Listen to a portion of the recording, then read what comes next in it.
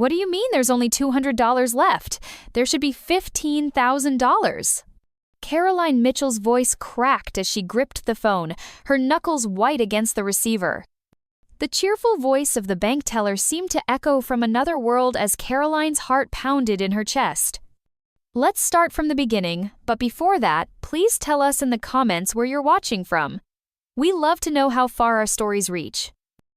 3 months earlier, Caroline had been humming softly as she dusted the family photos on her mantelpiece. At 62, she still felt like she was learning how to live alone. The house in suburban Columbus, Ohio, seemed too quiet some days, too full of memories of her late husband Tom. But today was different. Today, she had something wonderful to focus on. "Mom, I can't believe it's finally happening," Amy had said just the week before, her engagement ring catching the afternoon light as she gestured excitedly. "James proposed and we want to have the wedding in 6 months. Is that crazy?" Caroline had laughed, the sound warming the kitchen where they sat over coffee. "Honey, when you know, you know. Your father and I were married 4 months after we met." Amy's eyes had grown serious then. "Mom, I know this is expensive, and I know things have been tight since Dad." "Don't you worry about that," Caroline had interrupted, reaching across the table to squeeze her daughter's hand. "I have your father's life insurance money sitting in savings. He always said he wanted to make sure you had a beautiful wedding someday." The memory made Caroline smile now as she arranged fresh flowers in the vase Tom had given her for their 20th anniversary. Amy deserved everything beautiful. Caroline had been researching wedding planners online, reading reviews and comparing prices. She wanted someone special, someone who would understand how important this day was. That's when she found Vivian Cross. The website for Elegant Moments wedding planning was gorgeous, filled with photos of stunning ceremonies and glowing testimonials. But what really caught Caroline's attention was the section about honoring life's precious moments. The description spoke directly to her heart. "We understand that planning a wedding can be especially meaningful for families who have experienced loss. Let us help you create a celebration that honors both new beginnings and cherished memories." Caroline had called immediately. "Elegant Moments, this is Vivian speaking. How can I help you create something magical?" The voice was warm, professional, with just a hint of a southern accent that made Caroline feel instantly at ease. "Hi, I'm Caroline Mitchell. My daughter just got engaged and I'm looking for someone to help plan her wedding. I saw your website and the section about families who have experienced loss. Well, my husband passed away 2 years ago, and I want to make sure Amy's day is perfect." "Oh, Caroline, I'm so sorry for your loss. I completely understand what you're going through. My own mother planned my wedding after my father passed, and I know how important it is to get every detail right. Why don't we meet for coffee this week? I'd love to hear about your vision for Amy's special day." 3 days later, Caroline sat across from Vivian Cross at a charming cafe downtown. Vivian was exactly what Caroline had imagined: polished, professional, with kind eyes and an easy smile. She was probably in her early 40s, with perfectly styled auburn hair and a designer handbag that suggested success. "Tell me about Amy," Vivian said, pulling out an elegant leather portfolio. "What's her style? What's her dream wedding look like?" Caroline's eyes lit up as she described her daughter, her love of vintage touches, her desire for a garden-style reception, her wish to incorporate something of her father's into the ceremony. "She wants to carry his watch with her bouquet," Caroline explained, her voice catching slightly. "He always said time was the most precious gift we could give each other." Vivian reached across the table and touched Caroline's hand gently. "That's beautiful. We'll make sure that moment is perfect. Now, let's talk about your budget. I want to be upfront with you. Creating a truly magical wedding requires investment, but I promise you every dollar will show." Caroline had done her research. She knew weddings were expensive, but she had been saving for years, and Tom's life insurance had left her with enough to give Amy the wedding of her dreams. "I have about $25,000 set aside," Caroline said quietly. "Is that enough?" Vivian's smile was reassuring. "Caroline, that's a wonderful budget. We can create something absolutely stunning. Now, I want to explain how I work. I know some planners nickel and dime you with fees, but I prefer to handle everything with simple, transparent payments. I'll need $8,000 upfront to secure your date and begin vendor bookings. Then we'll do payments of $5,000 at the 2-month mark and 1-month mark. The final $7,000 will be due 2 weeks before the wedding for final vendor payments and day of coordination. It seemed reasonable, especially with Vivian's warm explanation of how she would handle everything from flowers to photography to catering. Caroline felt a weight lift from her shoulders. She wouldn't have to navigate the complex world of wedding planning alone. I have references, of course, Vivian continued, sliding a sheet of paper across the table. Feel free to call any of these previous clients. I've planned over 200 weddings in the past 5 years. Caroline glanced at the list. Names, phone numbers, and glowing quotes about Vivian's work. Everything looked perfect. There's one more thing I need to mention, Vivian said, her voice taking on a slightly more serious tone. Because of the short timeline, 6 months really is tight. I'll need to move quickly on vendor bookings. Most of the best vendors require substantial deposits to hold dates, especially for weekend weddings. I hope you don't mind, but I'll need the first payment today to really get started. Caroline hesitated for just a moment. It was a lot of money, but everything Vivian said made sense, and the woman was so professional, so understanding about Caroline's situation.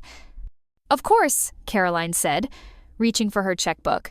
I want Amy to have the best. As Caroline wrote out the check for $8,000, Vivian chatted about initial ideas.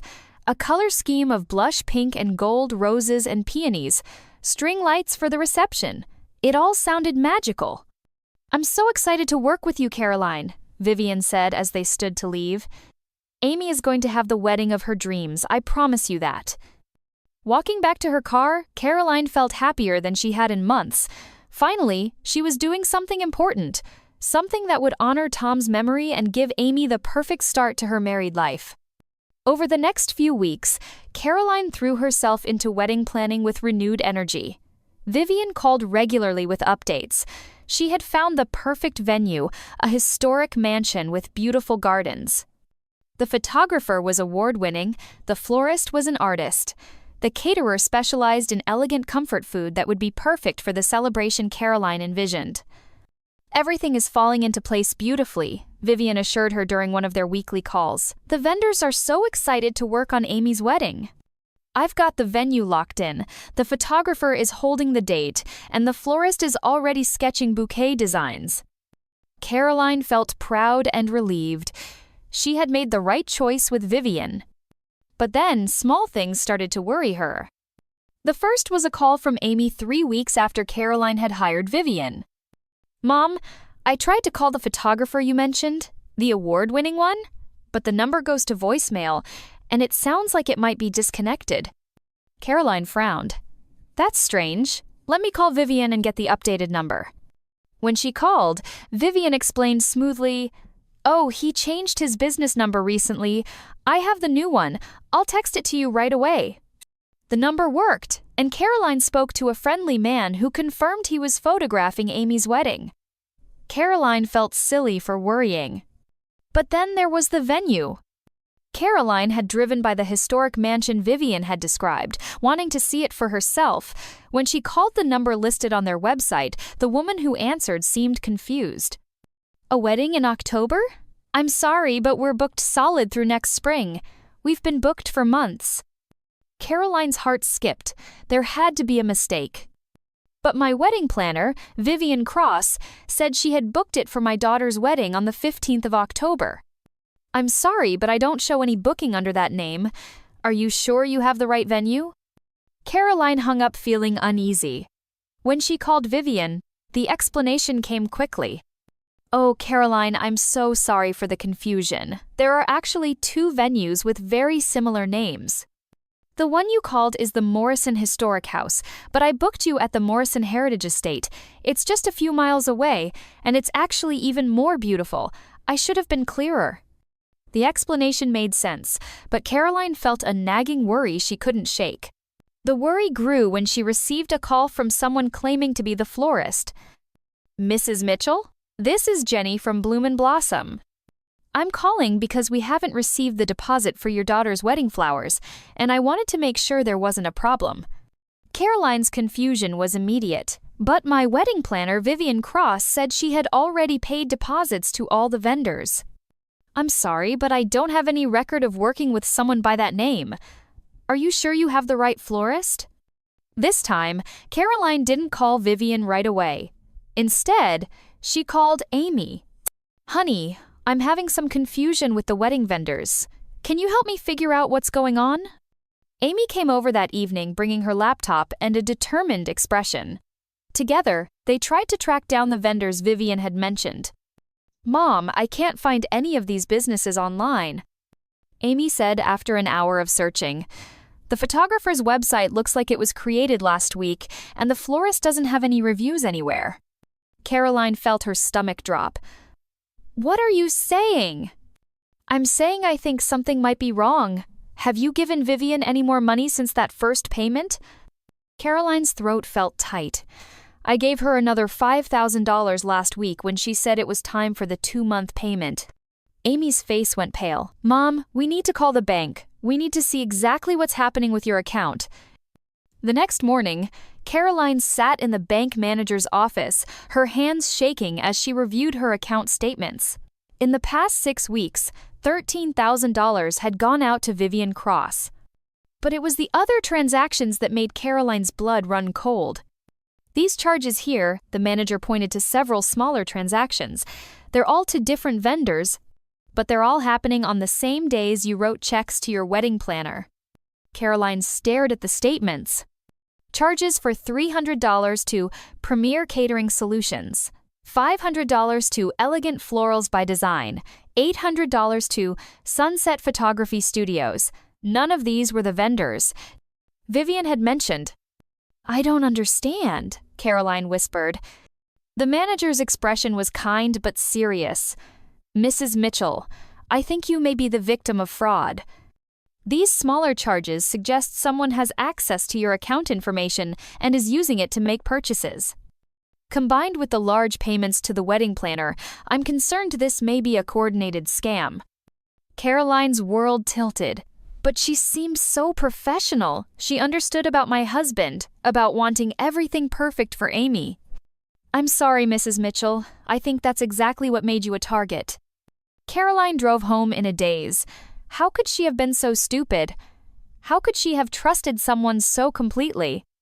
When she pulled into her driveway, she saw her sister Janet's car.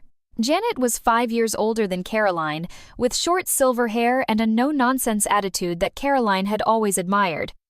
Janet had driven down from Cleveland the moment Amy called her with the news. Caroline, honey, come here, Janet said, wrapping her sister in a fierce hug. We're going to figure this out. Over coffee, Caroline explained everything to Janet. The meetings with Vivian, the payments, the strange vendor calls, the bank's discoveries. Janet listened without interrupting, her expression growing more serious with each detail. This woman targeted you specifically, Janet said finally. She knew you were a widow with life insurance money. She knew you'd be emotional about Amy's wedding. She played on your love for your daughter and your grief over Tom. Caroline felt tears starting. I just wanted Amy to have something beautiful. And she will, Janet said firmly. But first, we need to stop this woman from stealing any more money. And we need to make sure she doesn't do this to anyone else. That afternoon, Janet insisted on calling Vivian herself. Hello, this is Janet Peterson, Caroline Mitchell's sister. I'm calling because I'm concerned about some discrepancies in the wedding planning. Vivian's voice was smooth as silk. Oh, Janet, Caroline mentioned you. I'm so glad you called. I know this process can seem overwhelming, but I want to assure you that everything is on track. We're creating something truly special for Amy. I'm sure you are, Janet said dryly, but I'm having trouble understanding why the vendors Caroline has tried to contact don't seem to know anything about the wedding. There was a pause. I'm not sure what you mean. There may have been some miscommunication. What I mean is that the Morrison Historic House says they have no record of any booking under Vivian Cross's name.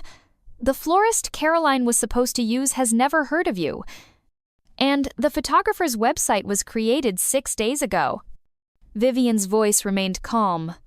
I think there's been a misunderstanding. I work with a network of vendors, and sometimes there are subcontractors involved. I'd be happy to clarify any confusion. I'll bet you would, Janet said. Here's what I want you to do. I want you to provide Caroline with written contracts from every vendor, including their direct contact information. I want receipts for every deposit you claim to have made, and I want this information by tomorrow afternoon. That's quite a lot of paperwork. Some of these vendors work on handshake agreements. 24 hours, Janet said and hung up. Caroline stared at her sister. Janet, what if we're wrong? What if this is all just a misunderstanding?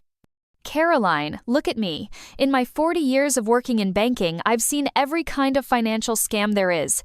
This woman is stealing from you. The question is not whether she's a criminal.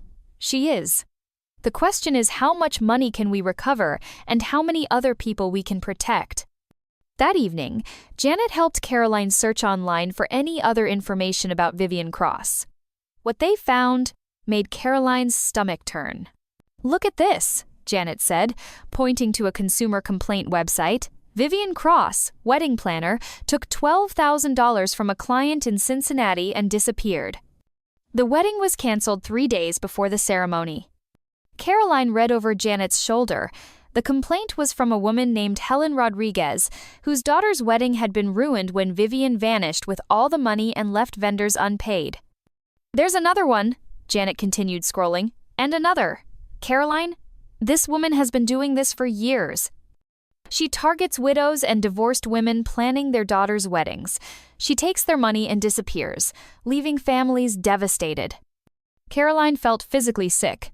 How many people has she hurt? Too many, Janet said grimly, but not one more. Not if we can help it. The next day, Vivian called Caroline as promised.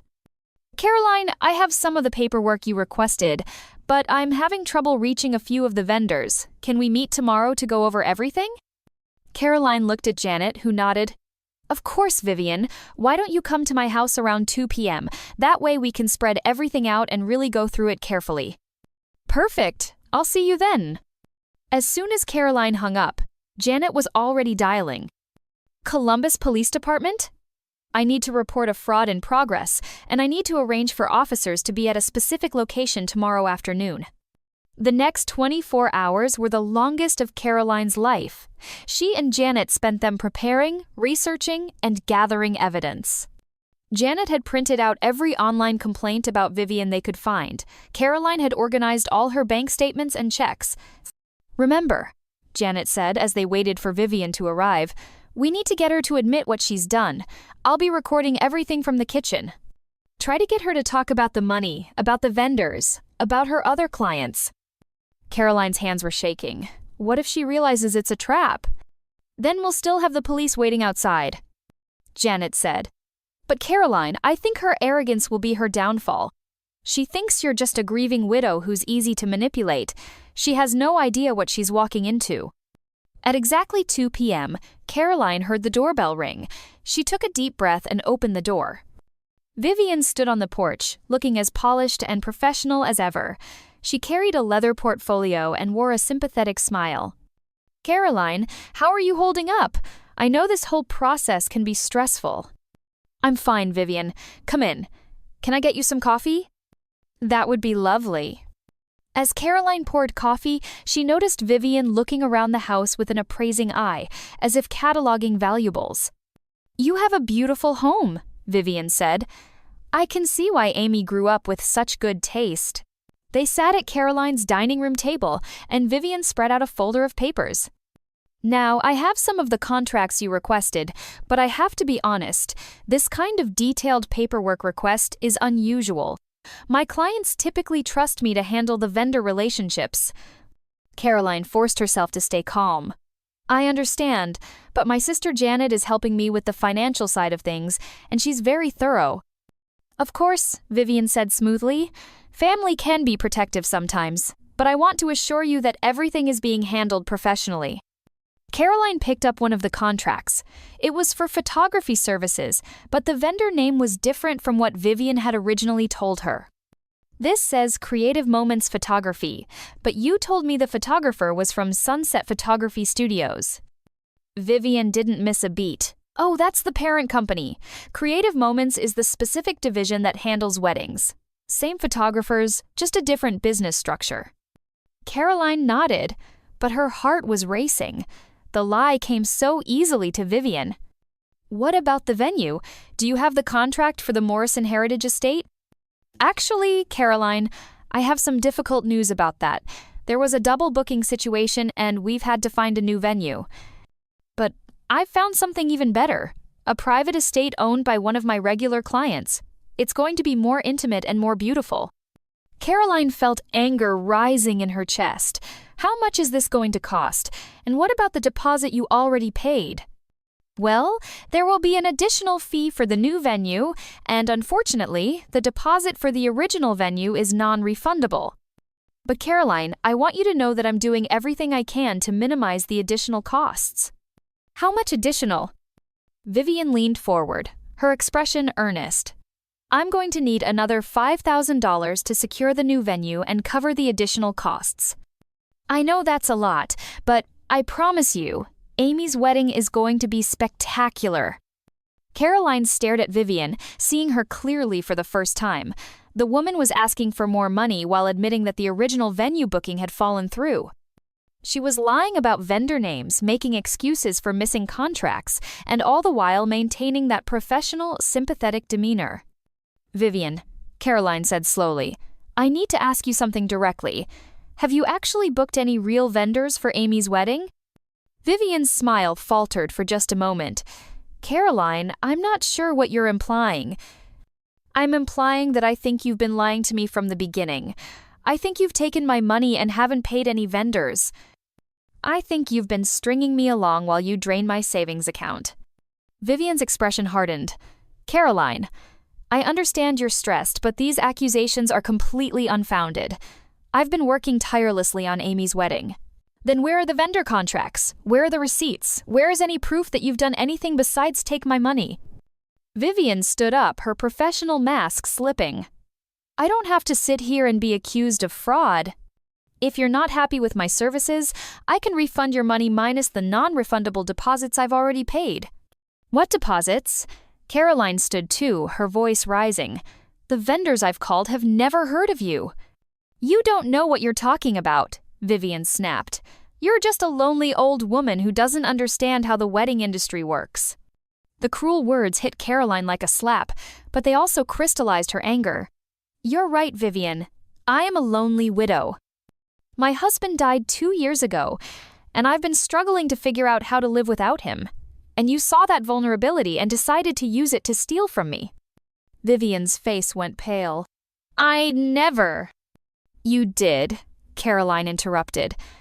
You saw a grieving mother who wanted to give her daughter a beautiful wedding, and you saw dollar signs. You played on my love for Amy and my grief over Tom, and you took advantage of my trust. I think I should go, Vivian said, reaching for her purse. Actually, I don't think you should. Janet walked into the room holding her phone. Hello, Vivian. I'm Janet, Caroline's sister. I've been listening to this entire conversation and I've been recording it. Vivian's eyes darted between the two women. You can't record me without my permission. Actually, in Ohio, I can, Janet said calmly. One-party consent state. And I've just recorded you admitting that you haven't provided any actual vendor contracts, that you've been lying about bookings, and that you've taken money for services you haven't provided. Vivian's professional demeanor cracked completely. You don't understand the wedding industry. There are always complications, always changes. What I understand, Janet said, is that you've done this before. Helen Rodriguez in Cincinnati, Patricia Wells in Toledo, Maria Santos in Akron. Should I keep going? Vivian's face went white. I don't know what you're talking about. You target widows and divorcees who are planning their daughters' weddings. You take their money with promises of dream weddings, and then you disappear, leaving families devastated and vendors unpaid. You're a predator, Vivian. I need to leave, Vivian said, moving toward the door. Actually, you don't, Janet said, because I called the police an hour ago and they're waiting outside. Vivian froze. You called the police? I called the police, Caroline said, her voice steady now. Because you're a thief, and I'm not going to let you do this to anyone else. The doorbell rang and Janet went to answer it. 2 police officers entered, their expressions serious. Mrs. Mitchell, I'm Officer Reynolds. We understand you want to report a fraud. Caroline took a deep breath. Yes, this woman, Vivian Cross, has taken $13,000 from me under false pretenses. She promised to plan my daughter's wedding, but she hasn't paid any vendors or provided any actual services. She's been lying to me for months. Officer Reynolds looked at Vivian. Ma'am, I need to see some identification. Vivian reached into her purse with shaking hands and pulled out a driver's license. The officer examined it carefully. This says your name is Victoria Fernandez, not Vivian Cross. I use a professional name, Vivian stammered. Ma'am, we're going to need you to come down to the station with us. We have some questions about your business practices. As the officers led Vivian away, she turned back to Caroline. You don't understand what you've done. You've ruined everything. No, Caroline said firmly. You ruined everything the moment you decided to steal from people who trusted you. After the police left, Caroline and Janet sat in the quiet house, both emotionally drained. What happens now? Caroline asked. Now we work on getting your money back, Janet said. The police will investigate her finances and, hopefully, you'll recover at least some of what she stole. But Caroline, I'm so proud of you. You stood up to her. You stopped her from hurting anyone else. Caroline felt tears starting again, but this time they were different. I feel so stupid, Janet. How could I have been so trusting? You weren't stupid, Janet said firmly. You were grieving and hopeful and loving. She exploited those qualities, but those qualities aren't weaknesses. They're what make you a good person. But what about Amy's wedding? It's in 3 months and I don't have any vendors, any venue, any plan. Janet smiled. That's where we get to work. We're going to plan Amy a wedding that's beautiful and meaningful and everything she deserves. And we're going to do it together. Over the next few weeks, Caroline's life slowly began to return to normal. The police investigation revealed that Vivian, whose real name was Victoria Fernandez, had been running wedding scams across 3 states. She had stolen over $200,000 from dozens of families, leaving a trail of ruined weddings and broken trust. The good news was that Caroline would recover most of her money. Victoria had been living beyond her means, but she had assets that could be seized and sold to repay her victims. The even better news was that Amy's wedding was going to be more beautiful than Caroline had ever imagined. Janet had thrown herself into wedding planning with the determination of a general planning a campaign. She had contacts in the event industry from her banking work, and she negotiated deals that stretched Caroline's recovered funds further than she had thought possible. I found us a venue, Janet announced one afternoon, walking into Caroline's kitchen with a triumphant smile. It's not a mansion, but it's something better. She led Caroline to her car and drove to the edge of town, where a small white church sat surrounded by rolling hills and ancient oak trees. It's the church where Tom's grandparents were married. Janet explained, the pastor says we can use the grounds for the reception. There's a natural amphitheater behind the church that's perfect for an outdoor ceremony. Caroline felt her breath catch. Tom had brought her here early in their relationship, telling her stories about his family's history. She had forgotten how beautiful it was. Janet, it's perfect! And wait until you see what Amy thinks about the idea. Amy loved it. More than that, she was thrilled to be getting married in a place that connected her to her father's family history. Mom, this is so much better than some fancy mansion, Amy said, hugging Caroline tightly. This has meaning. The vendors Janet found were local small business owners who were horrified when they heard about Victoria's scam. The florist, a young woman named Beth who ran a shop out of her home, offered to do Amy's flowers at cost. I can't believe someone would do that to you, Beth said when Caroline explained what had happened. Let me help make Amy's day special. The photographer was a retired art teacher who had started a photography business to stay busy. When he heard Caroline's story, he insisted on working for free. I lost my own wife 3 years ago, he said quietly. I know how important family celebrations become when you've lost someone. Let me give this to Amy as a gift. Even the caterer, a local restaurant owner, offered to provide the reception dinner at a significant discount. Word gets around in a small town, she explained. Everyone knows what happened to you, and everyone wants to help. Caroline was overwhelmed by the kindness of people she had never met. It was as if Victoria's cruelty had been answered by a chorus of generosity. 2 weeks before the wedding, Caroline received a call from Officer Reynolds. Mrs. Mitchell, I wanted to update you on the case. Victoria Fernandez has been charged with multiple counts of fraud and theft. She's agreed to a plea deal that will ensure she serves at least 5 years in prison, and we've recovered about $18,000 in assets that will be distributed among her victims. Caroline felt a mixture of relief and sadness. I'm glad she can't hurt anyone else.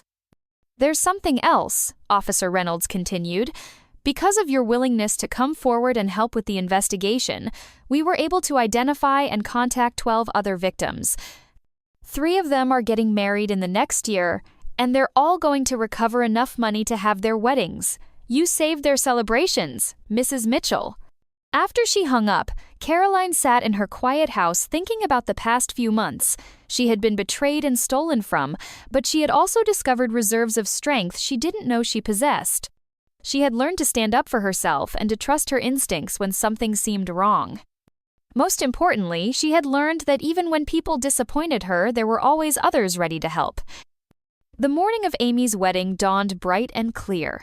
Caroline woke early, filled with a nervous excitement she hadn't felt in years.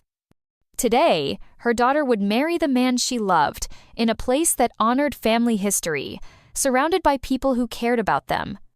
Janet arrived at 7 a.m. with coffee and pastries.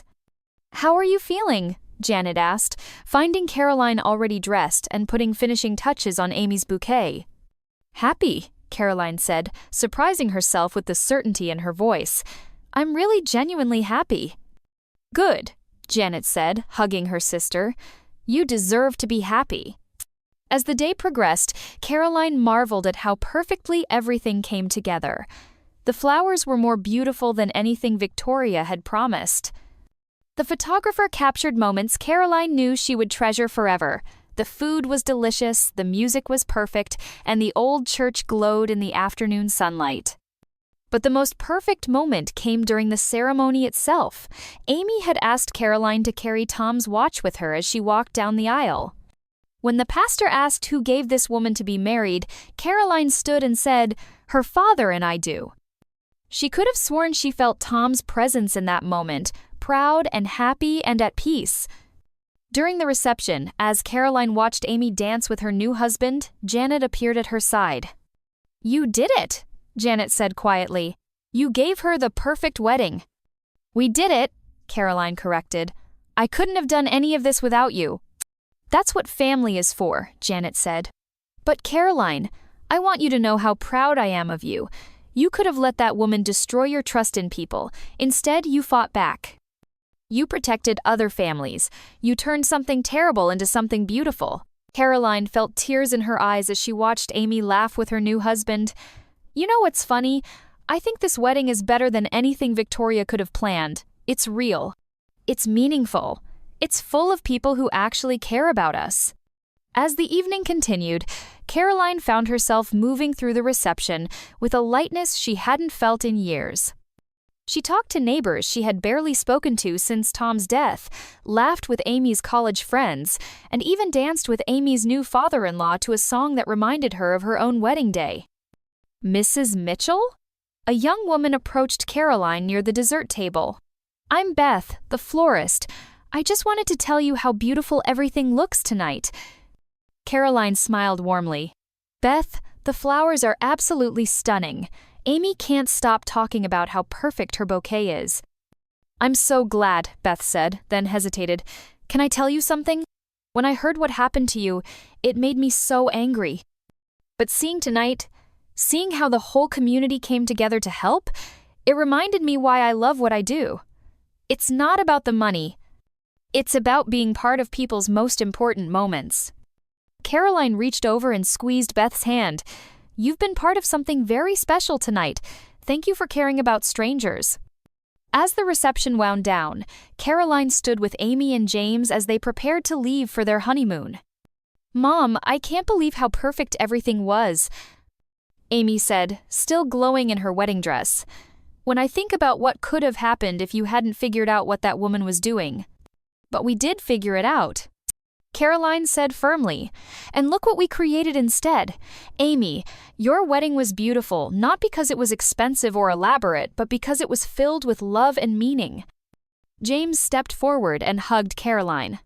"Thank you for trusting me with your daughter, and thank you for showing us both what strength looks like." Caroline felt her throat tighten with emotion. "Take care of each other. That's all your father and I ever wanted for you." After Amy and James left in a shower of rice and well wishes, Caroline and Janet worked with the volunteers to clean up the reception area.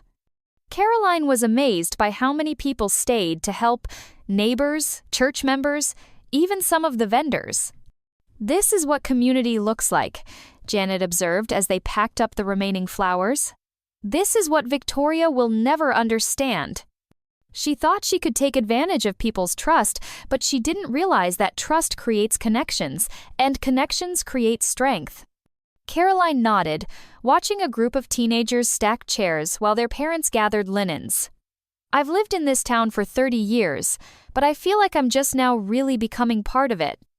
2 weeks after the wedding, Caroline received an unexpected phone call. "Mrs. Mitchell, this is Helen Rodriguez. I got your contact information from the police. You're the woman who helped catch Victoria Fernandez." Caroline remembered the name from their research. "Helen, yes. How are you? How is your daughter?" "That's why I'm calling. Because of your bravery in coming forward, I recovered enough money to plan my daughter's wedding. We're getting married next month, and I wanted to invite you to attend. I know that sounds strange, but you saved my daughter's wedding. You're part of our story now." Caroline was touched beyond words. "Helen, I would be honored." Over the next few months, Caroline found herself becoming an unofficial advocate for other fraud victims.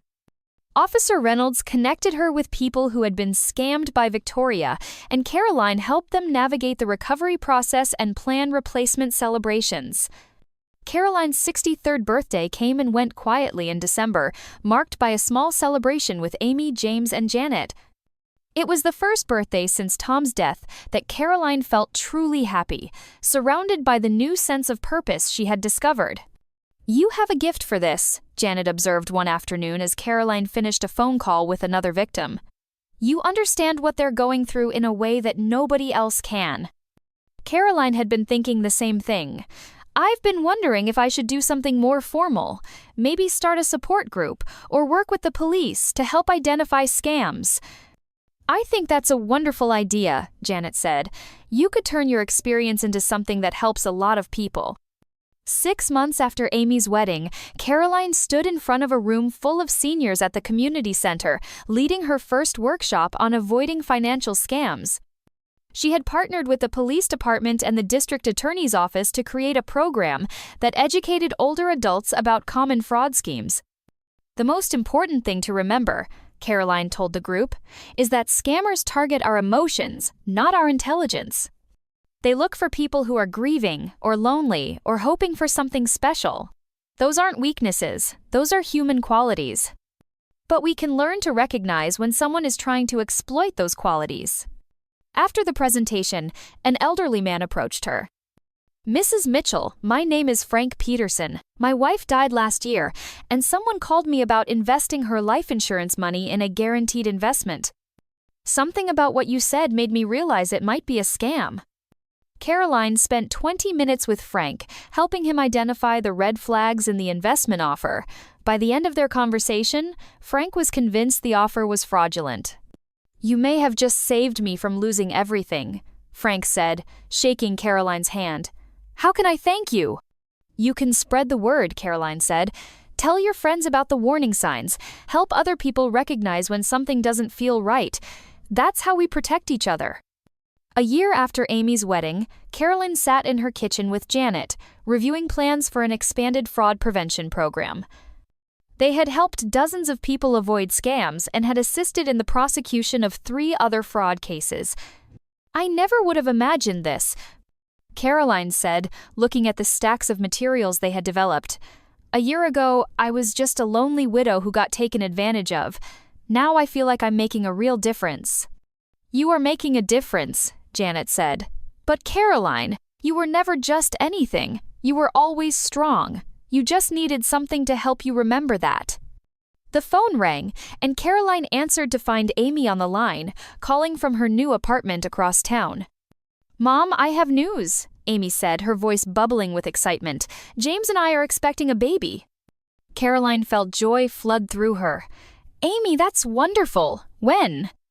"Early next year, and Mom, we want to ask you something. We want to name the baby after Dad if it's a boy, and after you if it's a girl." Caroline felt tears starting. "Honey, that would mean the world to me."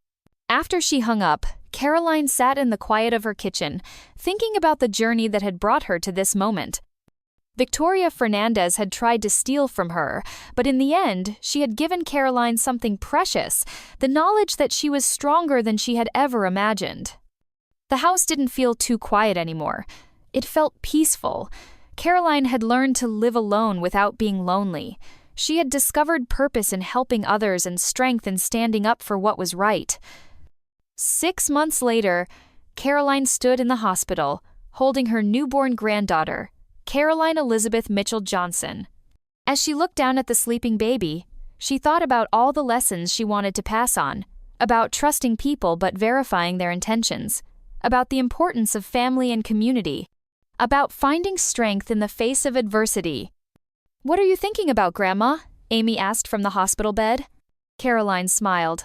"I'm thinking about how sometimes the worst things that happen to us lead to the best things. If Victoria hadn't tried to scam me, I never would have discovered how strong I could be. I never would have started helping other people. I never would have realized how many good people there are in the world." "Do you think you'll ever fully trust people again?" Amy asked. Caroline considered the question carefully. "I think I trust people differently now. I trust them to be human, which means some will disappoint me, but most will surprise me with their kindness. I trust myself to recognize when something doesn't feel right, and I trust that even when bad things happen, good people will help you get through them." Janet appeared in the doorway, carrying flowers and wearing a huge smile. "How are my girls doing?" "We're perfect," Caroline said, still holding her granddaughter. "We're absolutely perfect." As Caroline looked around the hospital room at Amy and James, at Janet, at the tiny baby in her arms, she felt overwhelmed with gratitude. Victoria Fernandez had tried to steal her money and ruin Amy's wedding. Instead, she had led Caroline to discover reserves of strength she never knew she possessed, connections with her community she had never appreciated, and a sense of purpose she had never imagined. "Sometimes the best things come from the worst situations," Caroline whispered to her granddaughter, echoing the words she had spoken at Amy's wedding. "Remember that, little one. No matter what life throws at you, there's always a way to turn it into something beautiful." Outside the hospital window, the sun was setting over the town where Caroline had lived for 30 years but had only recently learned to call home. She thought about Tom and how proud he would be of the woman she had become. She thought about Amy's beautiful wedding in the little church where his grandparents had married. She thought about all the people she had helped protect from fraud, and all the scammers they had helped catch. But mostly, she thought about the future, about watching her granddaughter grow up, about continuing her work protecting vulnerable people, about the community of friends and family she had built around herself. Victoria Fernandez was in prison, serving a 7-year sentence for fraud. Caroline occasionally wondered if the woman ever thought about the lives she had damaged, or if she felt any remorse for the pain she had caused. But mostly, Caroline didn't think about Victoria at all anymore. She was too busy living her life, a life that was fuller, richer, and more meaningful than it had ever been before. As she handed the baby back to Amy and prepared to drive home, Caroline felt a deep sense of peace settle over her. She had survived betrayal and found strength. She had faced loss and discovered purpose. She had been targeted for her vulnerabilities and had turned them into sources of power. "Thank you," she whispered, though she wasn't entirely sure who she was thanking. Tom, for leaving her with enough love to last a lifetime. Amy, for giving her a reason to be strong. Janet, for never letting her face anything alone, the community that had rallied around her family, the victims she had helped. Even, in a strange way, Victoria, for showing her what she was capable of when she had to fight for what mattered. As Caroline drove through the familiar streets of her town, past the church where Amy had been married, past the community center where she now taught fraud prevention classes, past the houses of neighbors who had become friends, she smiled. She was 63 years old, a widow, a mother, a grandmother, a fraud victim, a community advocate, and a survivor. She was stronger than she had ever imagined possible, surrounded by more love than she had ever dared to hope for, and filled with more purpose than she had ever dreamed of finding. And tomorrow, she would wake up ready to help someone else discover their own strength, ready to protect another family from the kind of pain Victoria had tried to inflict, ready to prove once again that love and community would always triumph over greed and deception. The road ahead stretched out before her, full of possibilities she was only beginning to imagine. And Caroline Mitchell drove toward home, toward family, toward a future that was brighter than any wedding planner could have promised, even an honest one. Thank you for listening until the end. If you enjoyed the story, please consider leaving us a like. This helps us reach more people.